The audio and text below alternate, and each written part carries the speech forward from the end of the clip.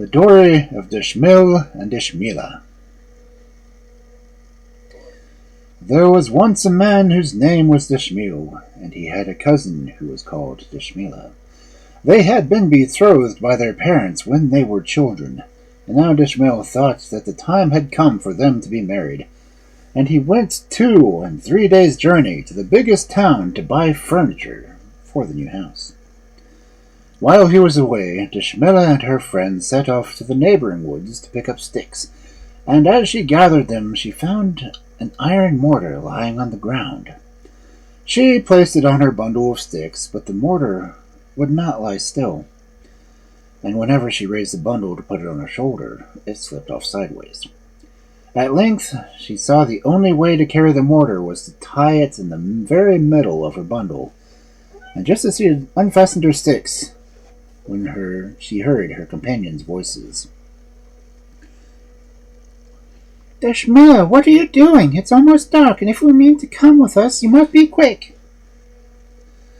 But Dschemila only replied, You had better go back without me, for I am not going to leave my mortar behind.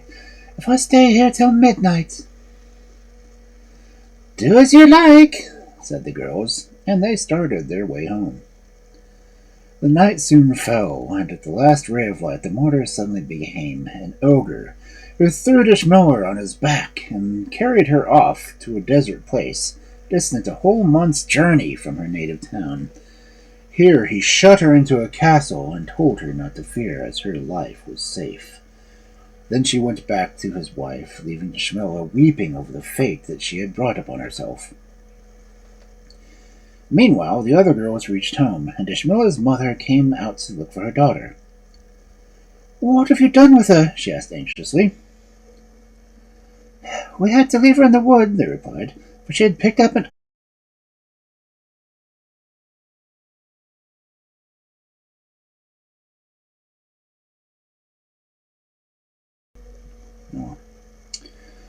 So the old woman set off at once for the forest, calling to her daughter as she hurried along. Do go home, cried the townspeople as they heard her. We will go and look for your daughter. You are only a woman, and this is a task that needs strong men. But she answered, Yes, go, but I will go with you. Perhaps it is only her corpse that we shall find. She has most likely been stung by asps or eaten by wild beasts. The men, seeing her heart was bent on it, said no more, but told one of the girls that she must come with them and show them the place where they had left Dschemila. They found the bundle of wood lying there as she had dropped it, but the maiden was nowhere to be seen. Dschemila! Dschemila! Cried they, but no one answered. If we make a fire, perhaps you will see it, said one of the men. And they lit a fire, and then went, one on this way and one that, through the forest to look for her, whispering to each other that if she had been killed by a lion, they would be sure to find some trace of it, or if she had fallen asleep and the sound of their voices would wake her, or if a snake had bitten her, they would at least come to find her corpse. All night they searched, and when morning broke they knew no more than before they had come before the maiden. And they grew weary, and said to the mother, It is of use. Let us go home. Nothing has happened to your daughter, except that the sun has run away. Except that she has run away with a man. Yes, I will come, she said. But first I must look to the river. Perhaps she was thrown her in there. But the maiden was not in the river. 4 days the father and mother waited and watched for their dear child to come back, when they gave up hope and said to each other, What is to be done? What are we to say to the man whom Dschemila was betrothed? Let us kill a goat and bury its head in the grave, and when the man returns we must tell him Dschemila is dead.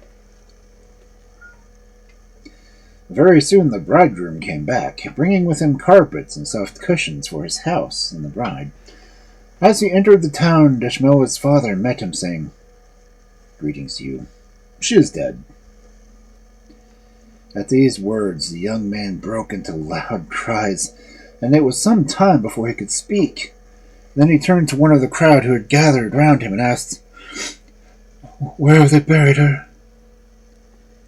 Come to the churchyard with me, answered he, and the young man went with him, carrying with him some of the most beautiful things he had brought. He laid these on the grass, and then began to weep afresh. And he stayed. At nightfall he gathered up his stuffs and carried them to his own house. But when the day dawned, he took them in his arms and returned to the grave, where he remained as long as it was light, playing softly on his flute. And this he did, daily, for 6 months. One morning, a man who was wandering through the desert, having lost his way, came upon a lovely castle. The sun was very hot, and the man was very tired, so he said to himself, "I will rest a little in the shadow of this castle." And he stretched himself out comfortably, and was almost asleep when he heard a voice calling to him softly. Are you a ghost? It said, or a man? He looked up and saw a girl leaning out of the window, and answered, "I am a man, and a better one, too, than your father or your grandfather." "May all good luck be with you," she said. "But what has brought you into the land of ogres and horrors?" "Does an ogre really live in this castle?" asked he. "Certainly he does," replied the girl, "and as night is not far off, he will be here soon. So, dear friend, depart quickly, lest he return and snap you up for supper." "But I am so thirsty," said the man. "Be kind and give me some drink, or else I shall die. Surely even in the desert there must be some spring."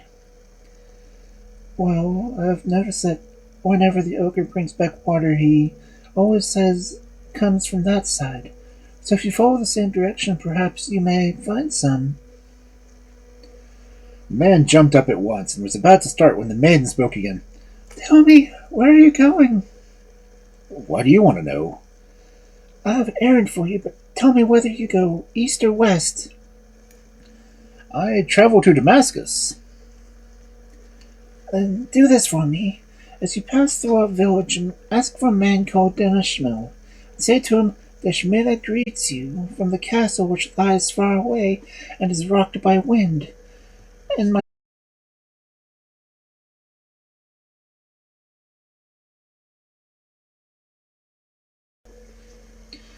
And the man promised and went his way till he came to a spring of water. He drank a great draught and then lay on the bank and slept quietly. When he woke, he said to himself, "The maiden did a good deed when she told me where to find water. A few hours more and I should have been dead, so I will do her bidding and seek out her native town and the man for whom she wants the message given." For a whole month he traveled, till at last he reached the town where Dschemil dwelt, and as luck would have it, there was a young man sitting before his door with his beard unshaven and his shaggy hair hanging over his eyes. "Welcome, stranger," said Dschemil, as the man stopped. "Where have you come from?" "I come from the west and go towards the east," he answered. "Well, stop with us for a while and rest and eat," said Dschemil.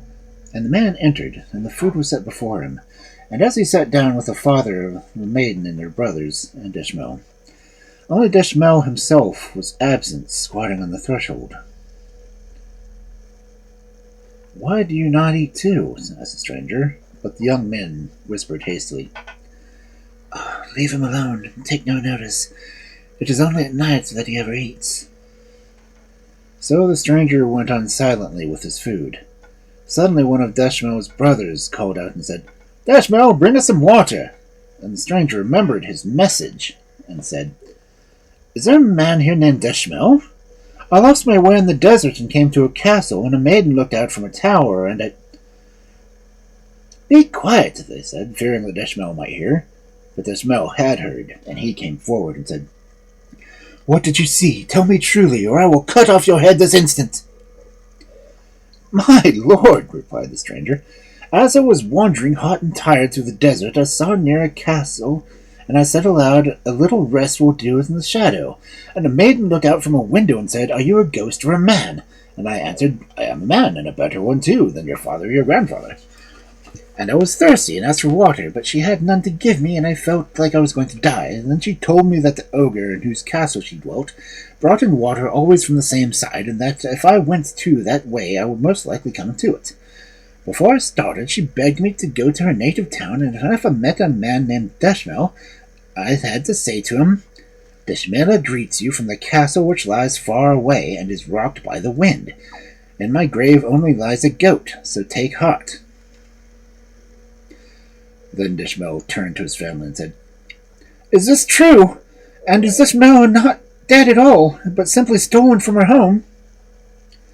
No, no, replied they. This story is a pack of lies. Dschemila is really dead. Everyone knows it.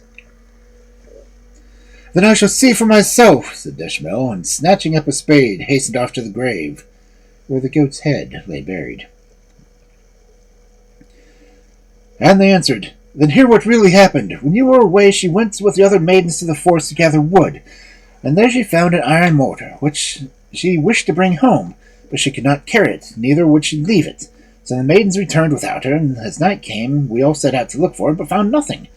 And we said, The bridegroom will be here tomorrow, and when he learns that she is lost, he will seek her out, and we shall lose him too. So let us kill a goat and bury it in a grave.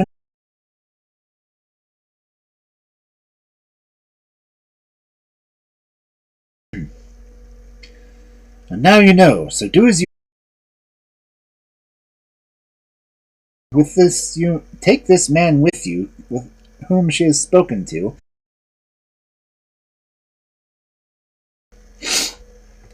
Yes, that is the best plan, replied Dschemil. So give me food and hand me my sword, and we will set out directly. But the stranger answered, I'm not going to waste a whole month in leading you to a castle. If it were only a day or two journey, I would not mind, but a month? No. Come with me then for 3 days, said Dschemil, and put me on the right road. I will reward you richly. Very well, replied the stranger, so let it be. For 3 days they travelled from sunrise to sunset. Then the stranger said, Dschemil? Yes, replied he.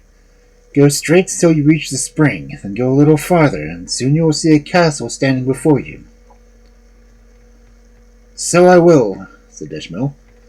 Farewell then, said the stranger, and he turned back the way he had come. It was 26 days before Dschemil caught sight of a green spot rising out of the sandy desert, and knew that the spring was near at last. He hastened his steps, and soon was kneeling by its side, drinking thirstily from the bubbling water. Then he lay down on the cool grass and began to think. If the man was right, the castle must be somewhere about. I'd better sleep here tonight, and tomorrow I shall see where it is. So he had slept long and peacefully. When he awoke, the sun was high, and he jumped up and washed his face and hands in the spring before going on his journey. He had not walked far when the castle suddenly appeared before him, though a moment before not a trace of it could be seen. How am I to get in? He thought. I dare not knock, lest the ogre should hear me. Perhaps it would be best for me to climb up the wall and wait to see what will happen. So he did, and after sitting on the top for about an hour, a window above him opened and said, Dschemil! He looked up and saw the sight of Dschemila, whom he had so long believed to be dead that he began to weep. Dear cousin, she whispered, what has brought you here? My grief at losing you. Oh, go away at once. If the ogre comes back, he will kill you. I swear by your head, queen of my heart, that I have not found you only to lose you again. If I must die, well, I must. Oh, what can I do for you? Anything you like. If I let down a cord, you can make it fast under your arms and climb up. Of course I can, said he. So Dschemila lowered a cord, and Dschemil tied it around him, and climbed up to her window. Then they embraced each other tenderly, and burst into tears of joy. But what shall I do when the ogre returns? Asked she. Trust in me, he said. Now, there was a chest in the room where Drusilla kept her clothes, and she made Dschemil get into it, and lie at the bottom, and told him to keep very still. It was only hidden just in time, for the lid was hardly closed when the ogre's heavy tread was heard on the stairs. He flung open the door, bringing men's flesh for himself and lamb's flesh for the maiden. "I smell the smell of man," he thundered. "What is he doing here?" How could anyone have come to this desert place? Asked the girl, as she burst into tears. "Oh, do not cry," said the ogre. "Perhaps a raven has dropped some scraps from his claws."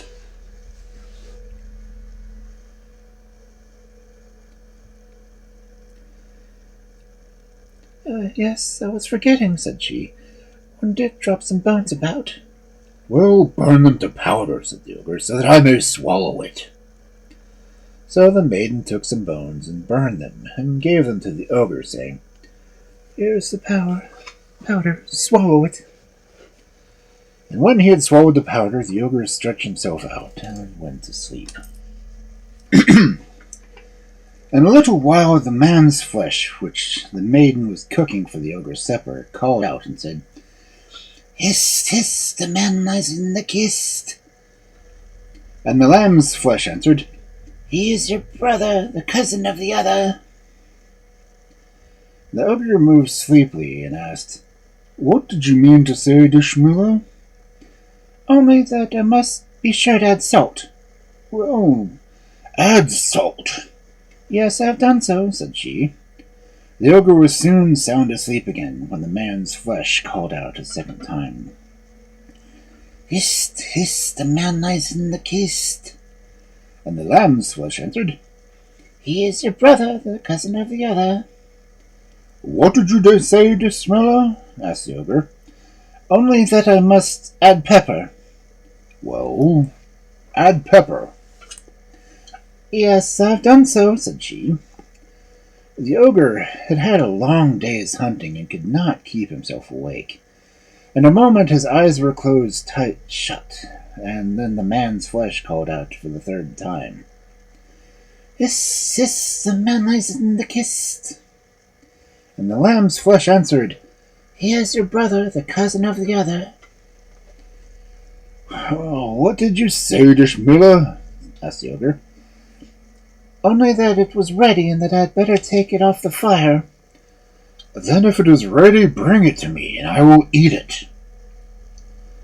So she brought it to him, and while he was eating, she supped on the lamb's flesh herself, and managed to put some aside for her cousin. When the ogre had finished and had washed his hands, he said to Dschemila, "Make my bed, for I am tired." So she made his bed and put a nice soft pillow for his head and tucked him up. "Father," she said suddenly. "Well, what is it?" "Dear father, if you are really asleep, why are your eyes always open?" "Why do you ask that, Dschemila? Do you want to deal treacherously with me?" "Oh, no, of course not, father. How could I, and what would the use of it be?" "Well, why do you want to know?" "Because last night I woke up and saw the whole place shining in a red light, which frightened me." "That happens when I am fast asleep." "And what is the good of the pin you always keep here so carefully?" "If I throw that pin in front of me, it becomes an iron mountain." "And this darning needle?" "That becomes a sea." "And this hatchet?" "That becomes a thorn hedge which no one can pass through. But why are you asking all these questions? I'm sure you have something in your head." "Oh, I just wanted to know. And how could anyone find me out here?" And she began to cry. "Oh, don't cry. I was only in fun," said the ogre. He was soon asleep again, and a light yellow light shone through the castle. The chest. Dschemila from the chest. "We must now fly while the ogre is asleep." "Not yet," she said. "There's a yellow light shining. I don't think he's asleep."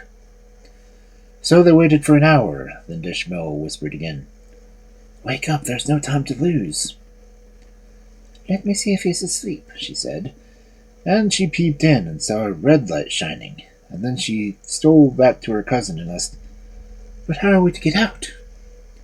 Get the rope, I will let you down. So she fetched the rope, the hatchet, the pin, and needles, and said, Take them, put them in your pocket of your cloak, and be sure not to lose them. Dschemil put them carefully in his pocket and tied the rope around her and let her down over the wall. Are you safe? He asked. Yes, quite. Then untie the rope that I may draw it up. And Dschemil did as she was told, and in a few minutes he stood beside her. Now all this time the ogre was asleep and had heard nothing. Then his dog came to him and said, Oh, sleeper, are you having pleasant dreams? Dschemila has forsaken you and run away. The ogre got out of bed and gave the dog a kick.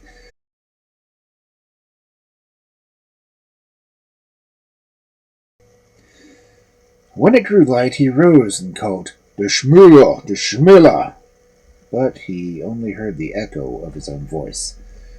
Then he dressed himself quickly and buckled on his sword and whistled to his dog and followed the road. Cousin, said Dschemila, suddenly turning around as she spoke. What is it? Answered he. The ogre is coming after us. I saw him. But where is he? I don't see him. Over there. He only looks as tall as a needle. Then they both began to run as fast as they could, while the ogre and his dog kept drawing nearer. A few more steps, and he would have been at their side, when Dschemila threw the pin behind her. In a moment it became an iron mountain between them and their enemy.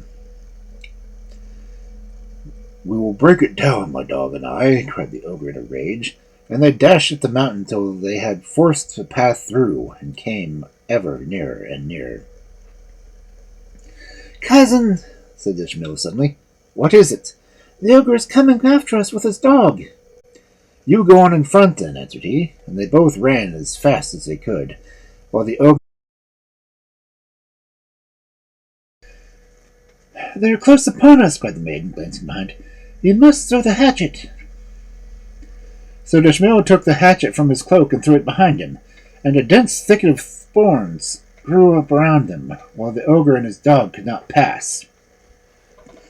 I will get through it somehow if I burrowed underground, cried he, and very soon he and the dog were on the other side. Cousin, said Dschemil, they are so close to us now. Go in front and fear nothing, cried Dschemil. So she ran on a little way and then stopped. There is only a few yards away now, said Dschemil. And Dschemil flung the darning needle on the ground, and it turned into a lake. I will drink, and my dog will drink, till it is dry, shrieked the ogre, and the dog drank so much that it burst and died. But the ogre did not stop for that, and soon the whole lake was dry. Then exclaimed, Dschemila, let your head become a donkey's head and your hair fur. When this was done, Dschemil looked at her in horror and said, She really is a donkey, not a woman at all. And he left her and went home. For 2 days poor Dschemila wandered about alone, weeping bitterly. When her cousin drew near his native town, he began to think over his conduct and to feel ashamed of himself. Perhaps by this time she has changed back to her proper shape, he said to himself. I shall go and see. So he made all the haste he could, and at last he saw her seated on a rock, trying to keep off the wolves who longed to have her for dinner. He drove them off and said, Get up there, cousin. You have had a narrow escape. Dschemila stood up and answered, Bravo, my friend. You persuaded me to fly with you. Then you left me helplessly to my fate. Shall I tell you the truth? Asked she. Tell it. I thought you were a witch, and I was afraid of you. Did you not see me before my transformation? Did you not watch it happen when the ogre bewitched me? What shall I do? Said Dschemil. if I take you into town, everyone will laugh and say, "Is that the new kind of toy you've got? It has hands like a woman and feet like a woman, and body of a woman, but its head is an ass and its hair is fur." "So I will," he said. They waited where they were till it was nearly dark. Then Dschemil brought his cousin home. "Is that Dschemil?" answered the mother when he knocked softly. "Yes, it is." "And have you found her?" "Yes, and I have brought her to you." "Oh, where is she? Let me see her!" cried the mother. "Here, behind me," answered Dschemil. But when the poor woman caught sight of her daughter, she shrieked and exclaimed, "Are you making fun of me? When did I ever give birth to an ass?" "Hush," said Dschemil. "It is not necessarily to let the whole world know, and if you look at her body, you will see 2 scars on it." "Mother," cried Dschemila, "do you really not know your daughter?" "Yes, of course I know her." "What are the 2 scars, then?" "On her thigh is the scar of a bite from a dog, and on her breast is the mark of a burn, where she pulled a lamp over when she was very little." "Then look at me, and see if I'm not your daughter," said Dschemila, throwing off her clothes and showing her the 2 scars. At the sight her mother embraced her, weeping. "Dear daughter," she cried, "what evil fate has befallen you?" "It was the ogre who carried me off and then bewitched me," answered Dschemila. "But what is to be done?"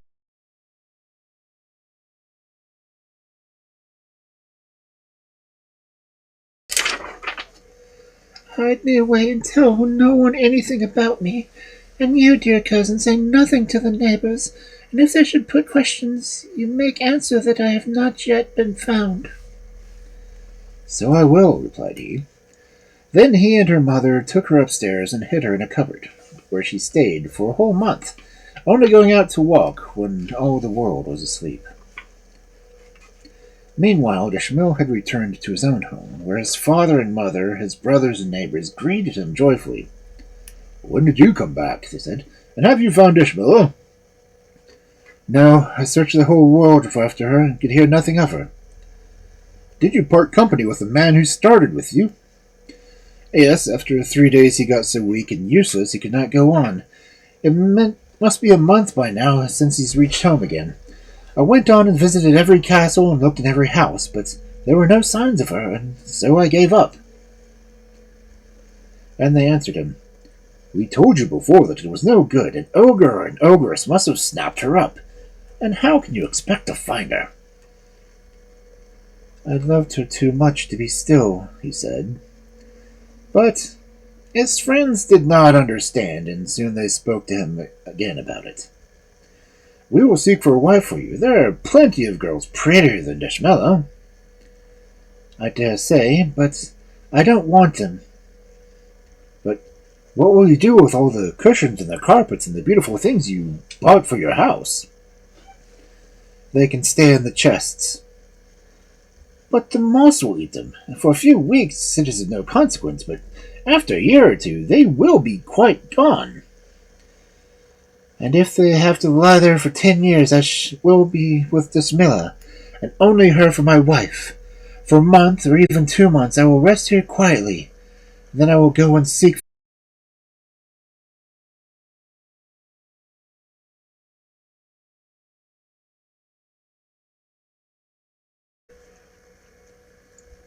"Oh, you are quite mad. Is she the only maiden in the world? There are plenty of others worth having than she is." "If there are, I have not seen them. And why do you make all this fuss? Every man knows his own business best." "Why is it you are making all the fuss yourself?"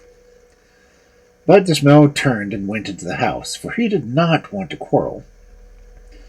3 months later, a merchant who was traveling across the deserts came to a castle, and he laid himself down under the wall to rest. In the evening the ogre saw him there and said to him, "Merchant, what are you doing here? Have you anything to sell?" I only have some clothes, answered the man, who was in mortal terror of the ogre. Oh, don't be afraid of me, said the ogre, laughing. I shall not eat you. Indeed, I mean to go a bit of the way with you myself. I'm ready, gracious sir, replied the man, rising to his feet. Well, go straight on till you reach a town, and in that town you will find a maiden called Dschemila and a young man called Dschemil. Take this mirror and this comb with you, and say to Dschemila, your father, the ogre, greets you and begs you to look at your face in this mirror, and it will appear as if before, and comb your hair with this comb, and it will be as formerly. If you do not carry out my orders, I will eat you next time we meet. I will pay you punctually, cried the merchant. After 30 days, the merchant entered the gate of the town and sat down at the first street he came to, hungry, thirsty, and very tired.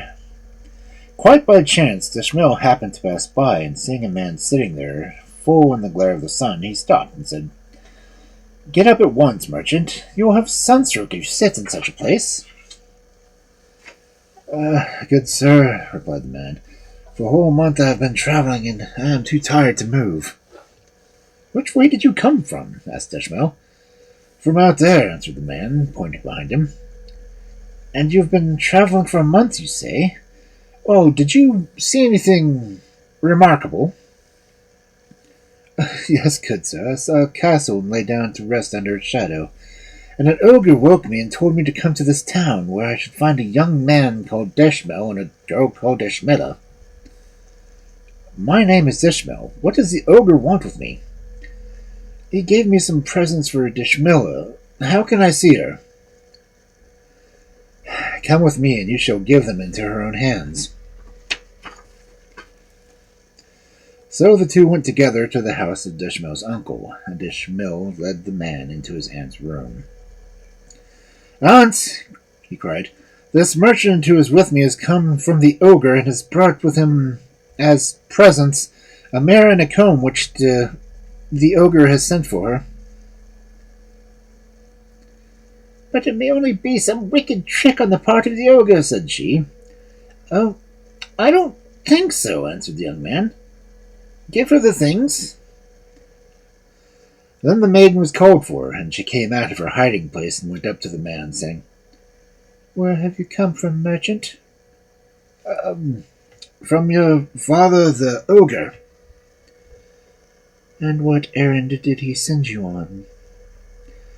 He told me I was to give you this mirror and this comb, and to say, Look in this mirror and comb your hair with this comb, and both will become as they were formerly.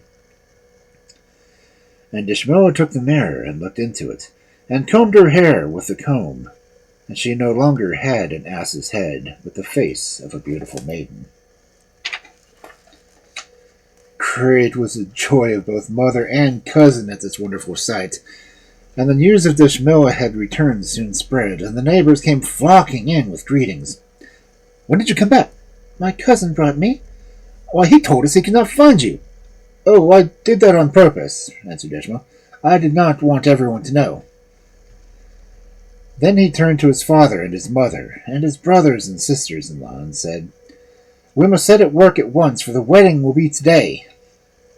A beautiful litter was prepared to carry the bride to her new home, but she shrank back, saying, I'm afraid lest the ogre should carry me off again.